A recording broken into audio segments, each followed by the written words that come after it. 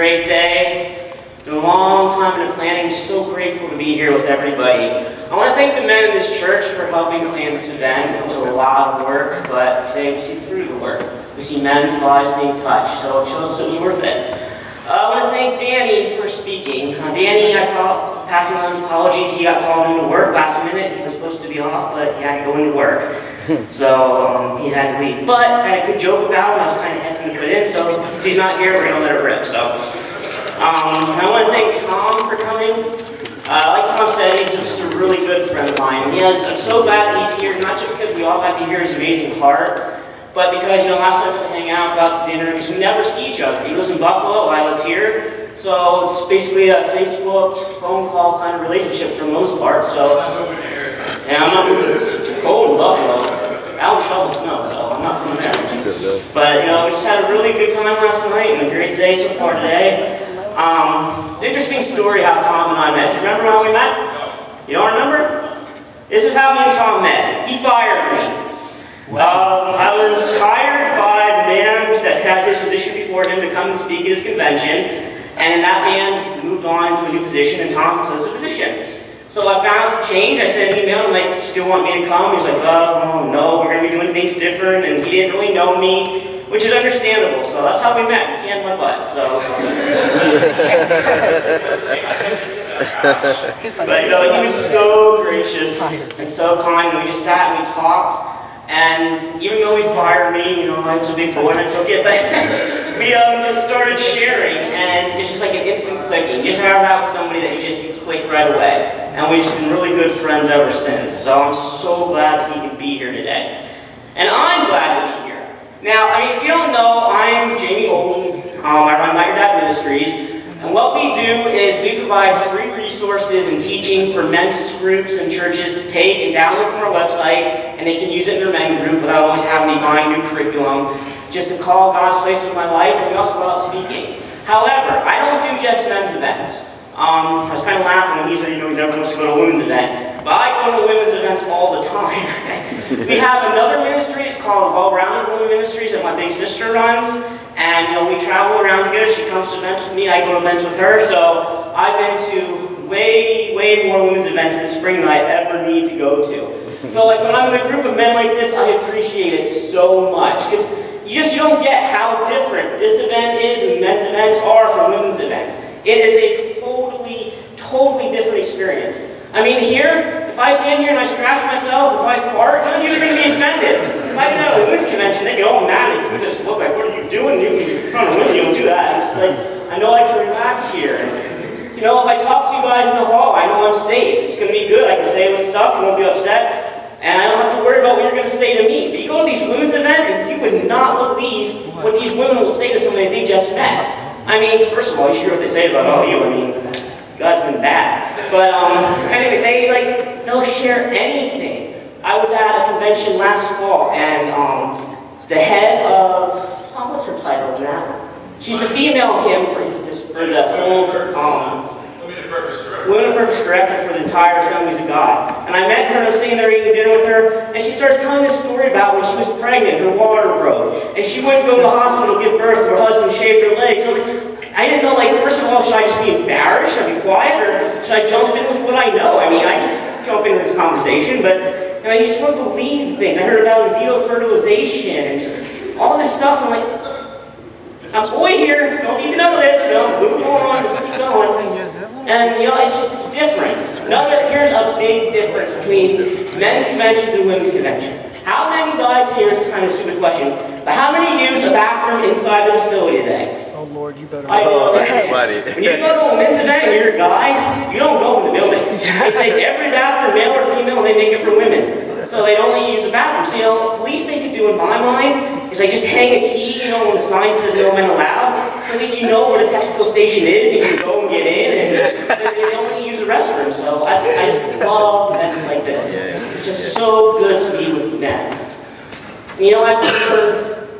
It's kind of funny, when you're a guy, women will say whatever they want, you have to watch what you say. You can't just go in and say anything you want to women at a women's conference. Last year we were selling t-shirts, and I learned very quickly that you never ever suggest a size. You go low. One time you go down in size of 2, or else you duck. They don't want to hear it, and it's nasty. And I learned, well, okay, folks, I didn't learn this at women's convention. I already knew this, but you never say to a woman, "When are you due?" unless you know for sure. Okay, I knew that already, but I know for a fact that one of our speakers today has done that.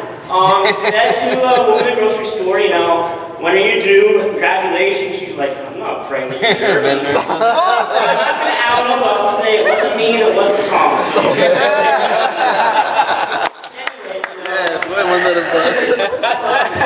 It's so great to be with God's men. It's so great to share. Did you show a shot at me, or did you show a shot at Danny?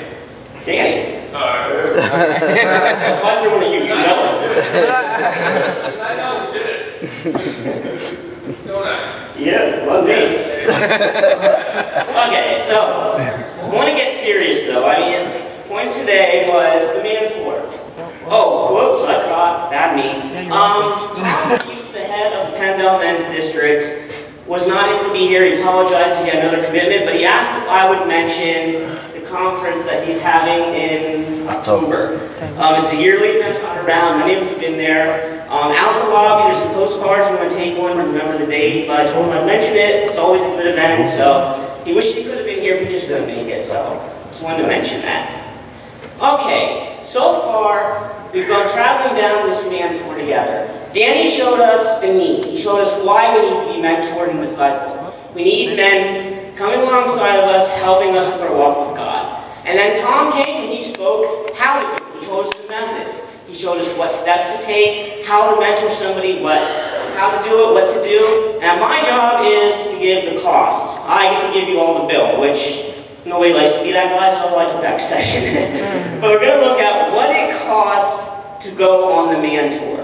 And we're going to look at 2 different sections.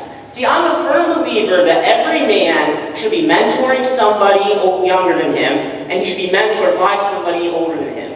We all need that in our lives. So whether you are 16 or 60, you should have somebody older, if they're still alive, if you're 60, but anyways, influencing your life, and you should have somebody younger. And if you're 16, you think, I'm too young, I can't influence somebody. But if you're 16, I bet your church has a 12-year-old that thinks you are the coolest kid in the world. And he would love to be just like you, and he would love to have you invest in his life. So no matter how old you are, you need to be investing in another person's life, and you need to have another man pouring into you.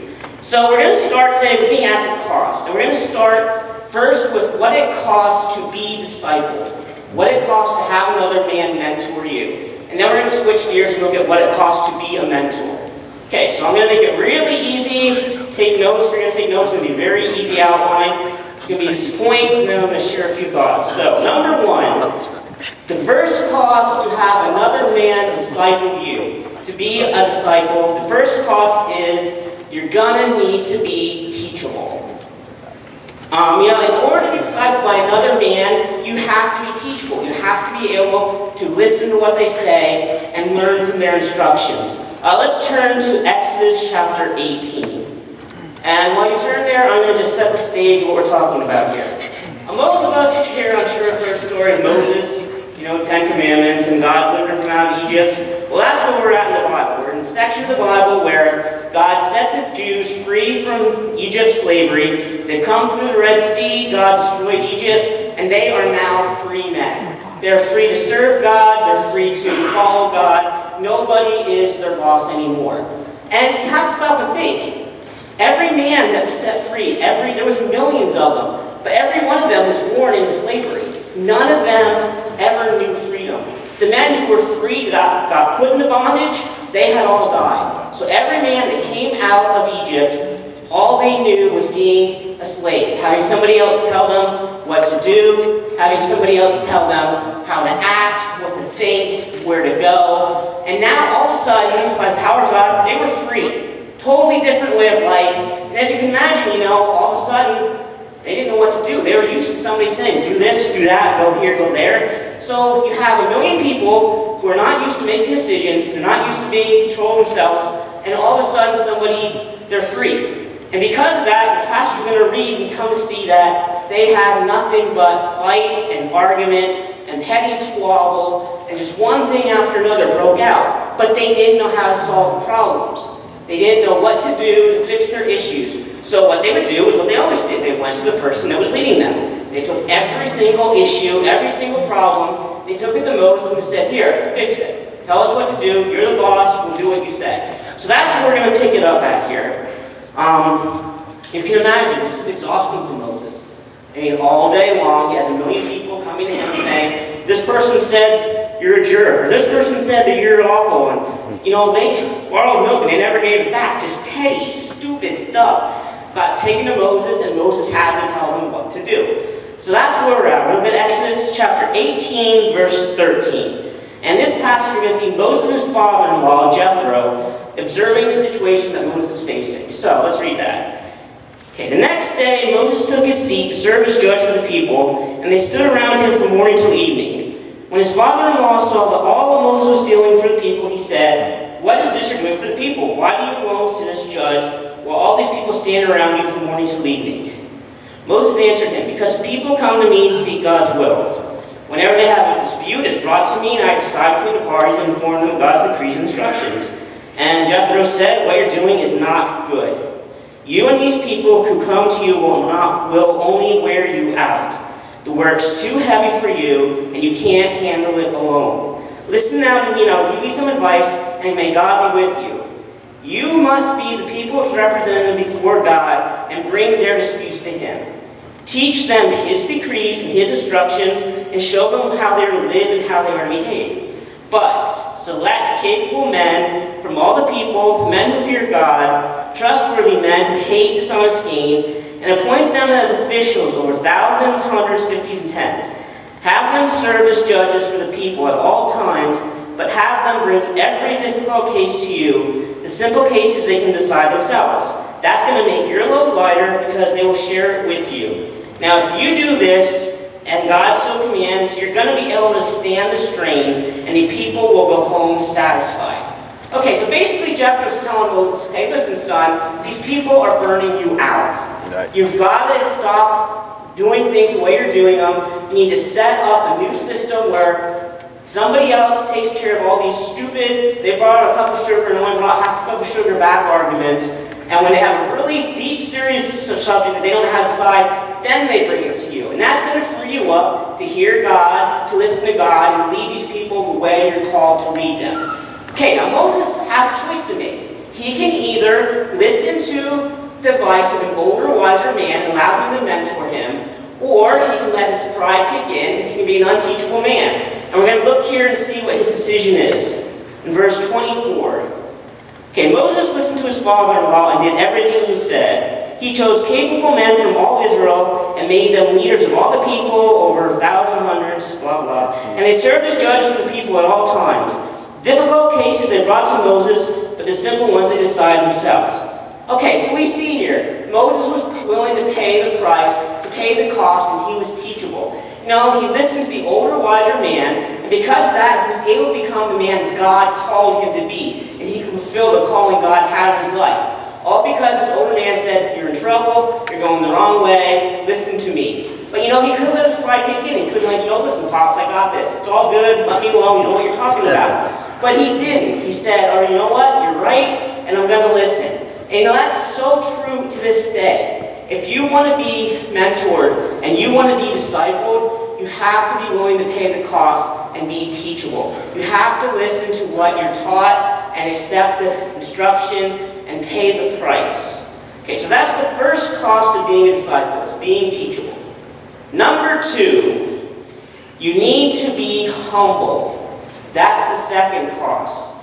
And you know, it kind of goes along with being teachable. It goes with the first cost. Because, you know, if you're not humble, you're not going to be teachable. You have to come to a place where you admit, I don't know everything and I will submit. And when you do that, you can be teachable.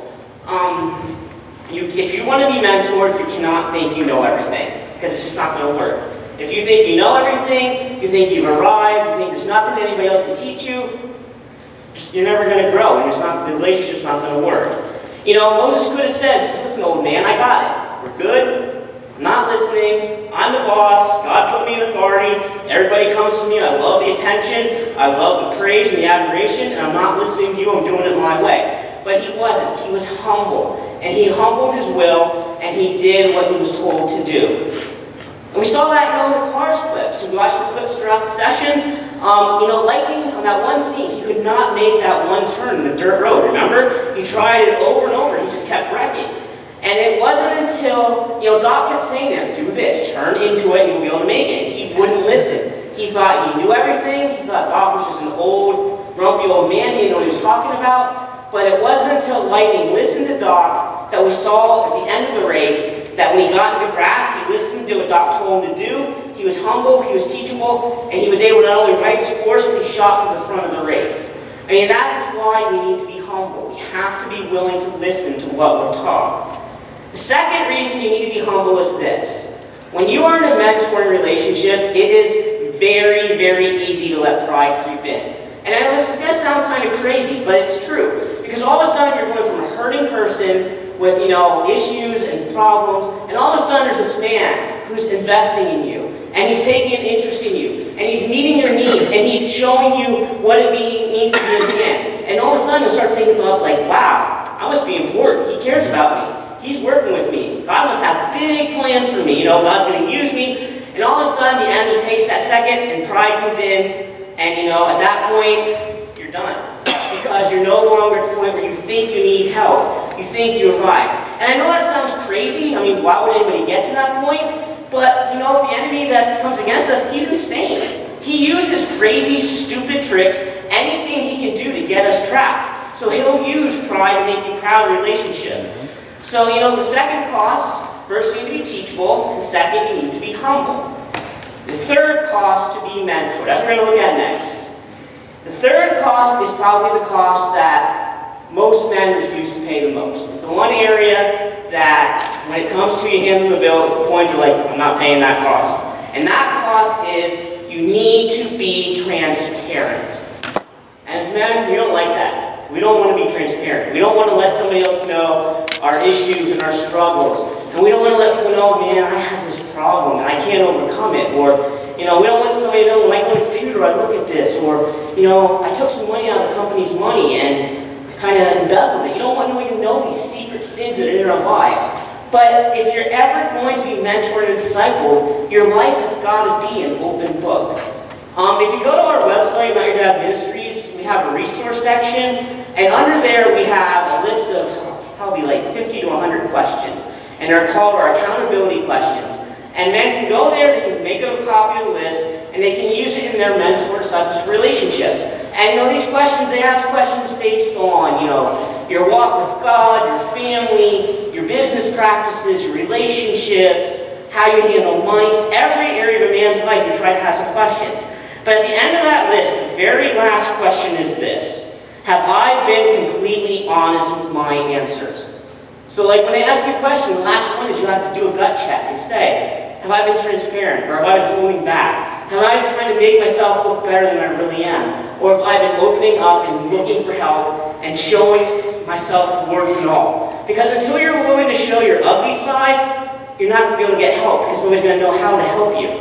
So that's the third cost to be disciples. You have to be transparent. Okay, now the fourth cost we're going to look at to being discipled, before we switch gears and look at the cost to be mentored, to be a mentor, is number 4, you have to be hungry. Now I'm not talking about what we all felt when Tom went on and on and on and on this morning. We were all like, I'm going to go eat, knock it off, Tom. Just kidding. But you have to be spiritually hungry. The goal of mentorship and discipleship is to help us grow into a deeper walk with God. We want to grow, we want to learn more about God. And one way you have to have that hunger if you're going to be mentored and discipled. One of my favorite stories in the whole Bible is the story of the losers. Who here has heard the story of the losers? Who has some headshot up there? I got your attention, all right. The story of the losers is found in 1 Samuel. Let's turn to 1 Samuel 22. I'm going to set the stage again for you. Okay, at this point in the story, we're entering into the life of David. And David was appointed by God to be the next king of Israel after Saul disobeyed God, rejected God, then God rejected him as king. So then David was picked to be the next man to follow God. You know, he killed Goliath, and instantly he was a hero. The nation loved him. He became a mighty man in the kingdom. And all of a sudden, the crazy lunatic King Saul couldn't take it, and he decided, no, I'm killing David. I'm not going to have him steal my kingdom. So 2 different times, he tries to kill David. And because of that, David eventually is forced to flee for his life. You know, you can't let somebody keep throwing spears at you. You got to move on eventually. So he leaves the kingdom, and he goes to the Philistines. He's like, I'm going to take residence with the Philistines. I mean, you know, the enemy of my enemy is my friend. Saul's always fighting the Philistines, so I'll go live with them. But he gets there, and they won't take him either. Excuse me, I'm sweating. But they don't want David, because for years now, David's been fighting for Saul, killing Philistines. So he's not welcome in Israel. He's not welcome in the Philistines. And, you know, there's really nowhere else to go. So David goes, and he lives in a cave in the desert. He leaves, he lives by himself, and he's there, and that's where we're going to find the story of the losers. Let's look at 1 Samuel 22, verse 2. Okay, David escaped the cave of some place that sounds really funny that I'm not going to try and pronounce. When his brothers and his father's household heard about it, they went down to him there. All those who were in distress or in debt or discontented gathered around him, and he became their commander. About 400 men were with him. Okay, so they say misery loves company, right? So all of a sudden you have David is hiding in the cave, and all of a sudden these 400 losers, these guys who have messed up every area of their lives, have a bad reputation, they have no hope, they have no future, they don't know where to go next, they come and they find David. Now I don't think they came to David looking for pity or mercy. I think these men were hungry. They wanted a new way of life. They were sick of the way they were living, they were sick of facing what they've been facing, and they wanted a life as God's child, living for God, serving God, free, happy, and prosperous. And they knew David. David was like the man in Israel.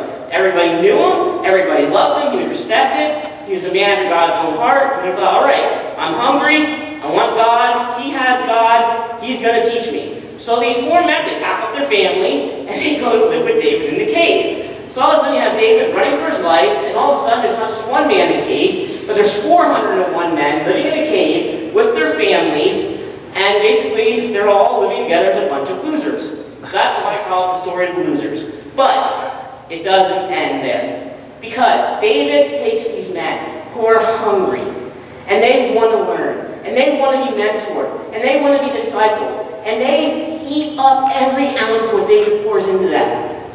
And if you turn to 2 Samuel, we're not going to look at the passage, but I'm just going to tell you, David takes these men and he trains them, and he leads them into battle, he teaches them how to live, he gives them a whole new way of life. And in 2 Samuel, the bunch of losers, the malcontents, are given the title, the mighty men in God's kingdom. And I'm going to read some of the things these men did. You know, they were David's mighty men.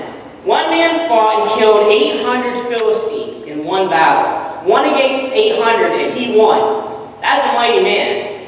Another stood his ground when the rest of Israel retreated during a battle. And the Bible says he fought so hard that the sword froze to his hand. He fought so badly he couldn't lose his grip on the sword. It froze to his fingers. But he defeated the entire army single-handedly. Another one, he wasn't alone in his bravery. Another one, it said, went to battle, he led the troops into battle with the Philistines, and it said everybody in the Israelite army retreated, but he stood his ground, and he defeated thousands of soldiers himself. You know, other men became skilled at defeating giants. I mean, remember that was what David's big claim to glory was. He killed Goliath, and apparently he taught them how to kill giants. And it says 1 man fought a giant with a spear in him, he grabbed the spear from the giant, and he killed the giant with his own spear. I mean, David took these men, these losers, these people nobody wanted and nobody respected, and he poured into them, and they became the dudes, the mighty men in God's kingdom, and nobody could touch them. Not their friends, not their enemies, nobody. And it was all because they were hungry. They wanted it. They wanted it more than they wanted their next breath. They were not going to let anything keep them bound the way they were living. They were going to get help. And if they had to go get David to teach them, then he was going to be their mentor and he was going to show them how they were supposed to live. So that's the 4th cost. You have to be hungry. Guys, we have to have the same spiritual hunger. You know, this hunger is going to cause a desire in us to be discipled and to be be mentored and have other men pour in their lives. You know, I encourage everybody, ask God, God, I want a man in my life to come alongside me and pour himself into me. I see that he is a mighty man in your kingdom, and I want to be just like him. And ask God to send such a man to mentor you, to disciple you, and to pour into your life. Because, guys, that's what it's about. And that is a cost we have to be willing to pay. We have to want it and hunger more than anything else in life. More than success, fame, fortune, relaxation, play. Nothing can come before our hunger for wanting to love and serve God and have another man teach us how to do it. Okay, so that's the 4 costs of what it costs to be mentored by another man. You have to be teachable, you have to be humble, you have to be transparent, and you have to be hungry. Okay, so now we're going to switch gears. We're going to look at the other side of the coin. What does it cost to be a mentor to another man? Because remember, it's not enough for you just to want to be mentored, but you need to be influencing another man. Whatever you learn and put into practice in your life, your job in God's kingdom is to teach the same thing to somebody else. Because none of this is about me or about you or any of us. It's all about changing and then helping others. And if your attitude is, God changed me so I can have a happy life and I'm going to enjoy my life, you're missing the point. Because the point is, God changed me, you revolutionized my life, now help me have somebody else's life to revolutionize in the same way. Your desire has to be to give out. So we're going to look at 5 costs that it costs to be a mentor to another man. Okay, the first cost is also one of the costs to be a mentoree, and that is you need to be humble. Humility is a huge price that you have to pay if you want to be a mentor. Okay, why do I say that? Okay, we're going to do a little test here. Let's all stop and think a minute. How many of you here can sit here and think of a man in your life who has influenced you positively? He's been a good role model. You can look back and say, he made a difference in my life. It could be a father, it could be a teacher, it could be an uncle, a sports captain, anybody, a youth pastor, anybody. Can you all think of a man like that? There's somebody in your life that, he made a difference. Well, as you're thinking about that person, probably a smile's on your face, and there's sparkle in your eye, and probably if I knew that man's name, I said something bad about him, you'd come up here and you'd talk me one. Because you love him and you admire him so much. He's your guy, he's your leader, and you just respect him. Okay, you got that image in your head, you know what you're thinking about a person? Now, if you start mentoring somebody else, they're going to feel the exact same way about you. They're going to idolize you. They're going to treat you like royalty. They're going to hang on every word you say. You're going to do no wrong in their eyes. And if I ever said something bad about you and they heard it, I better duck too, because they'll come after me to defend you. I've been like that with men in my life, and I've seen other men be the same way. And you need to be humble, because the minute you start buying into your own press and what they're saying about you, you're done. You can't be an effective mentor if you believe the hype and you believe what they are saying about you because they love and respect you so much. You have to always keep in mind where you came from and what God set you free. And think about what a wreck you were and you are where you are because of the grace of God. Because God's not going to share His glory with anybody, especially me and you. We're just humans with errors and mistakes. And if God uses you to influence another man, great, but you can't buy into your own press. You have to stay humble. Okay, another reason is that you have to be humble is this. Your job as a mentor is to help another man grow spiritually. And that's the point of it all, right? You want to help him grow spiritually. Recently, I heard a quote that, since I read it, I just grabbed it and I've run with it. I've been using it. My sister's sick of hearing it. I use it so much. And that quote is this. My generation's ceiling is the next generation's floor. Let me say that again. My generation's ceiling is the next generation's floor. And basically what that means is my job, my desire in life needs to be to get the people that I'm working with and mentoring to outgrow me spiritually. I don't just want them to grow spiritually.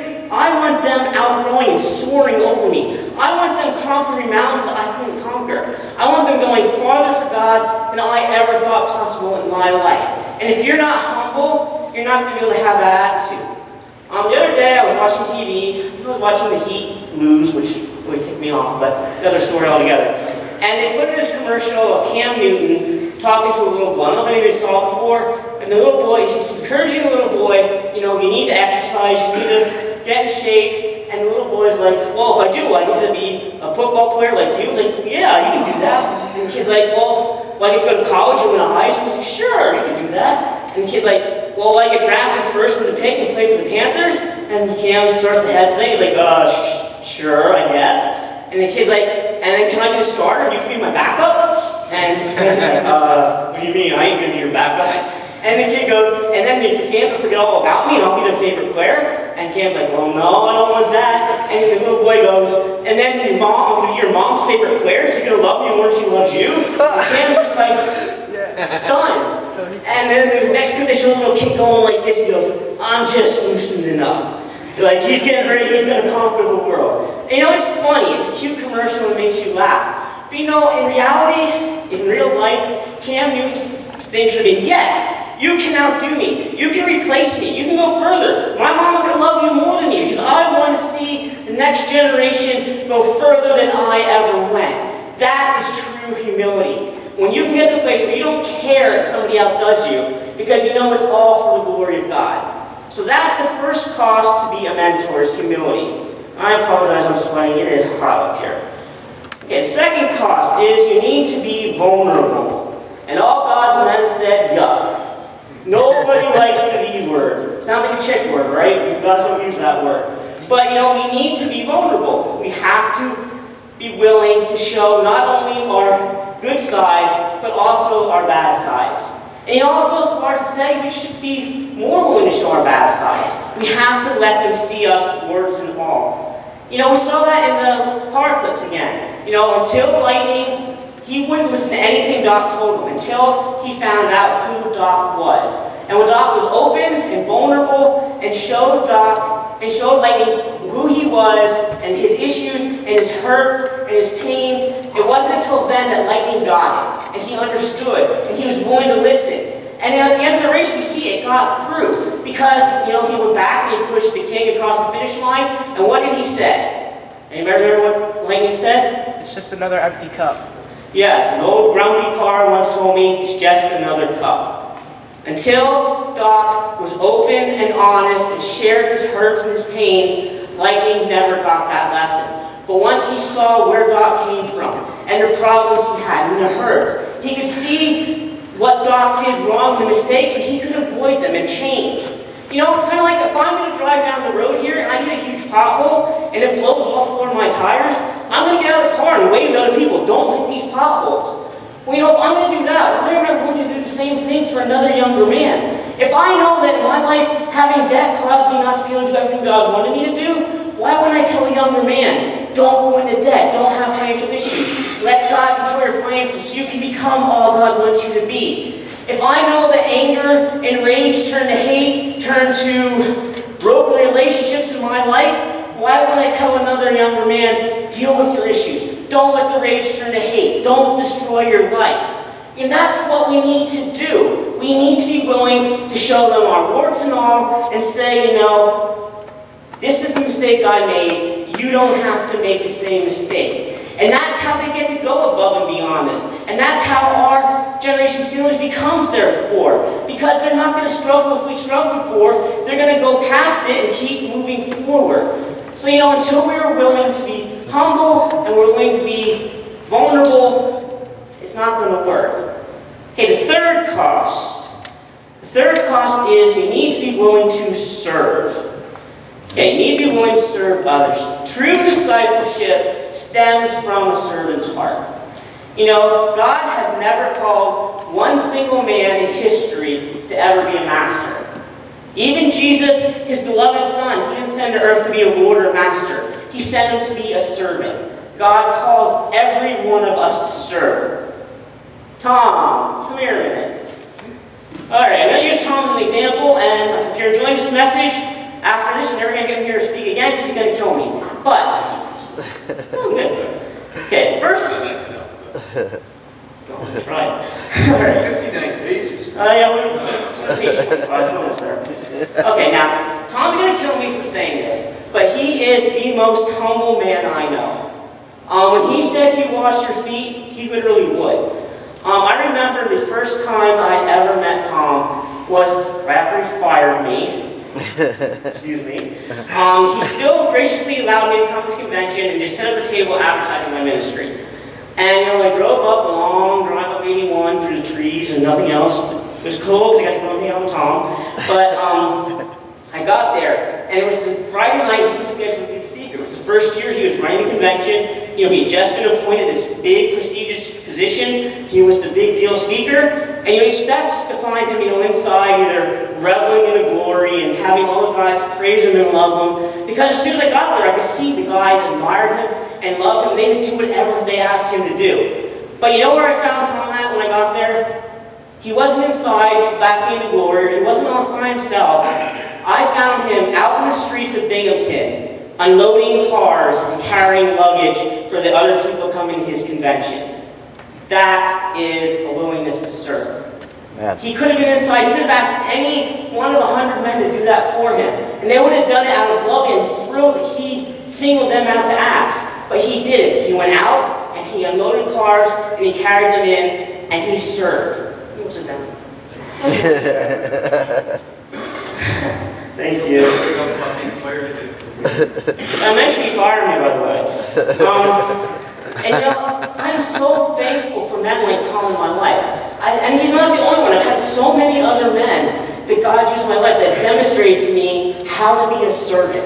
And now, you know, God has me in ministry. I try to make my goal in life and in my ministry to serve other people. I don't try and get people to serve me, but I try to have the same heart of service because I learned it from men like Tom, that that's how you mentor, that's how you change lives, by being a servant, not a master. So, it's nice talking to you. He's going to kill me and I'll come to the funeral. Number 4. Yeah, he will. He's already mad at me for an offering, so. Alright. Now, the 4th cost. And this is an odd cost, but yet it's a cost nonetheless. So now I got suspenseful and won't make you wait while I take a sip. Hold on. Thank you, doctor. Okay. The 4th cost is you need to be thick-skinned.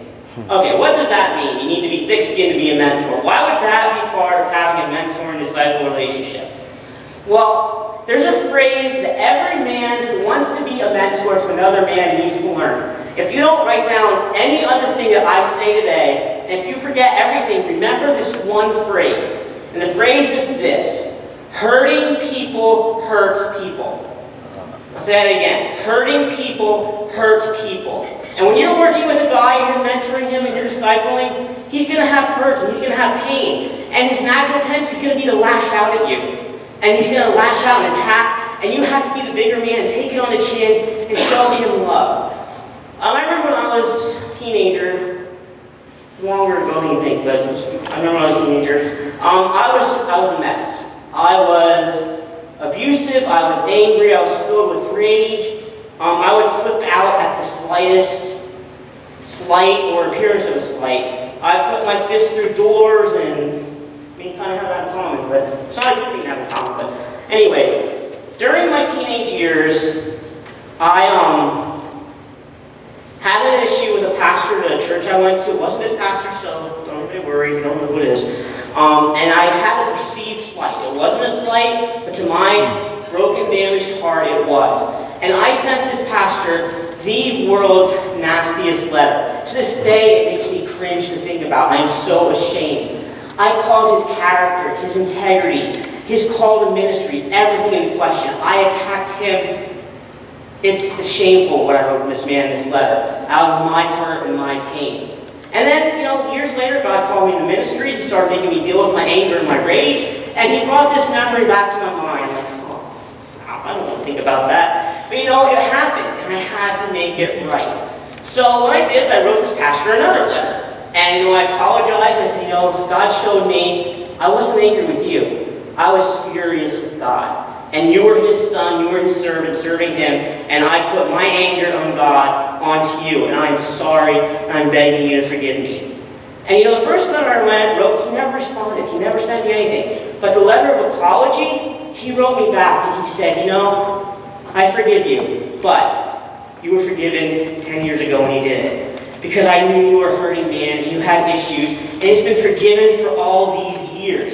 I forgive you, and he was so gracious, and he was so kind, and I never forgot that, ever. Okay, fast forward, about 10 years later.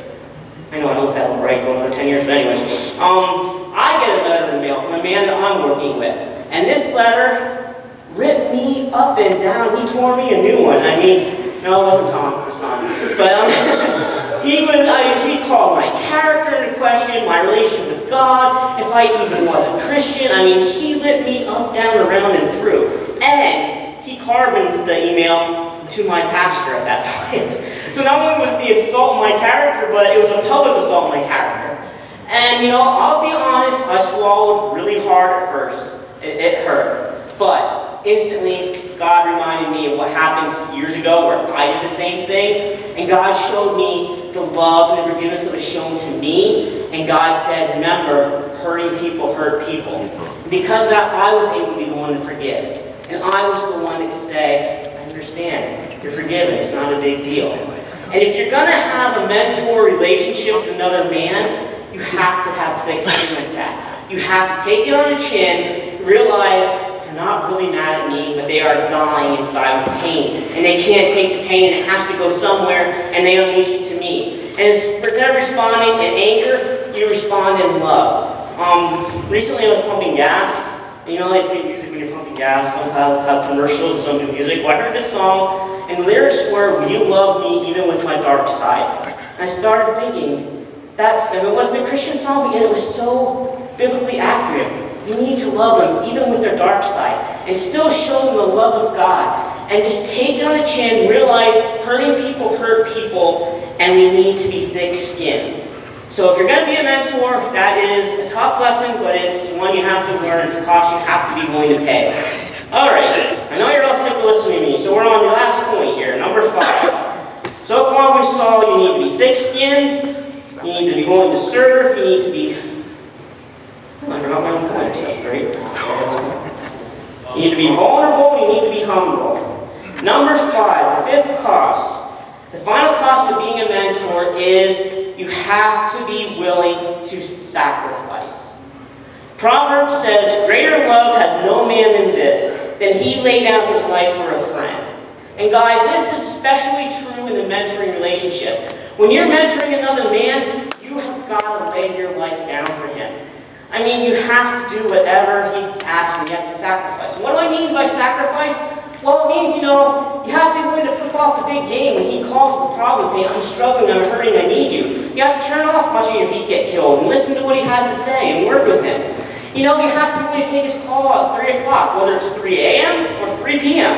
Sometimes they call in the middle of the night with problems. You still have to be sacrificing and sacrifice your sleep to be able to help them. It means you have to schedule your time so you can get together with them and talk and find out what's going on in your life. And Tom said, you have to see face to face. You can see the eyes. And that takes a sacrifice of your time to do it.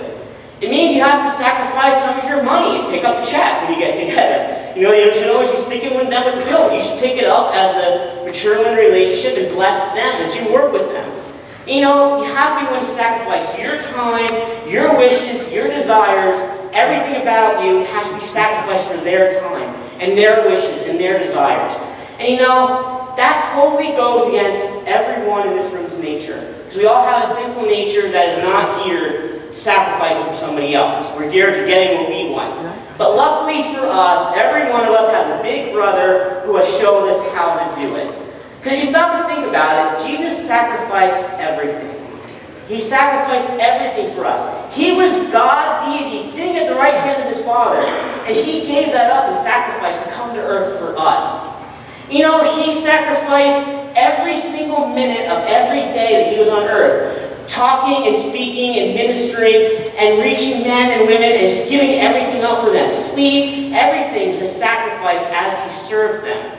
He made the ultimate sacrifice when a pure, holy, sinless man died on the cross in our place, because he knew we need to be reconciled to his Father, and he wanted to make that sacrifice for every one of us. So if our big brother's going to do it for us, we need to do it for other people. That's the biggest cost. You have to sacrifice yourself. Okay, so we've seen the 5 costs to be a mentor. And want to yell them out? I remember them this time. I just want to see if you guys remember. What's number 1? Number 2? Number 3? Number 4? Thick skin. Number 5? Sacrifice. Okay, and what are the 4 costs to be mentored? Have another man invest in you. Teachable. Humility. Transparent.